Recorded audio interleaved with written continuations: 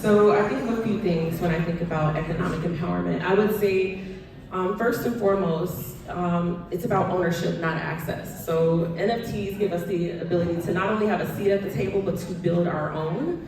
And with that ownership, like going above and beyond just trying to fit in or trying to get a piece, that is going to be the structure and the foundation for like long-term sustainable communities and growth and creating that legacy. Then I think about royalties, and as NFTs give creatives and artists the ability to not just get money off the first sale they generate, but you get to basically create generational wealth and continue to get money, and that is empowerment. That's circulating the money in motion. And gatekeepers, you talk about gatekeeping in the education system, how it's very European. I think when we talk about gatekeepers being gone and not waiting on institutions to validate us, I think of a few different examples. I think most obviously for me, I think about how hip hop culture or Black culture is infused in every industry. And we're talking billion-dollar industries, fashion, obviously music and film, but even the advertisements. Like there's so much culture. It's billions. All of these industries are billion-dollar industries, and the people that are getting money and getting wealth of it are not the people that are creating the culture, that are creating the swag, or that are actually the people producing the art instead of these institutions. And so when we get rid of these gatekeepers, NFTs and DAOs allow us to go directly to the consumers on a global scale. And so we don't have to have the middleman. We don't have to, have them get our profits. We can get our own profits.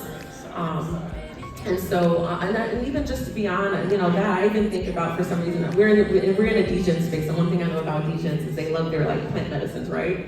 And so when I think about even how we've gone from, these being healing practices and spiritual practices to, being even like the cannabis industry, making lots of money now. And it's been co-opted, and then again, it's taken away the actual healing aspect and the spiritual aspect.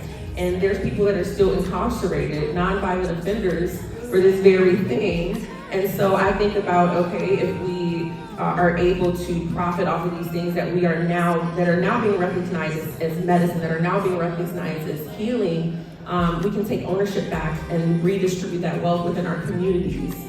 That is going to, again, change the trajectory and even the playing field. And that's really, to me, the main purpose of this fourth industrial revolution. Why are we going to do the same old thing? So it's about usurping the power from the institutions, putting it in our own communities, and NFTs and DAOs allow us to do that. And so, I would say that those are the main things that I plan on infusing in everything I do. And when I look at a community or NFT project, those are the main things that I look at to say, okay, is this actually good for the culture? Is this actually going to be sustainable? And that economic empowerment, if it's not, it has to go above and beyond just a quick buck, a quick flex, or as they like to say, making a bag. I'm not impressed, and I'm not here for that. Yeah, and I think it's super important